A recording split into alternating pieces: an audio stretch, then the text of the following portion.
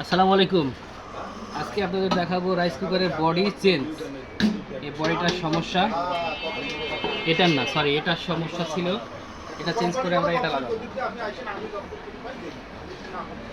এই যে দেখেন, এটা হচ্ছে বডি, এটা হচ্ছে মিড লেয়ার, এই হচ্ছে পার্টস, সামান্য কয়েকটি পার্টস, বেশি কিছু নেই।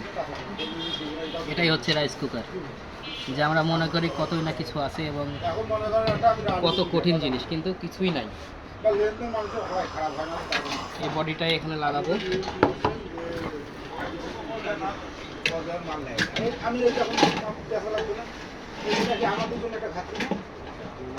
এটা সামান্য কাজ।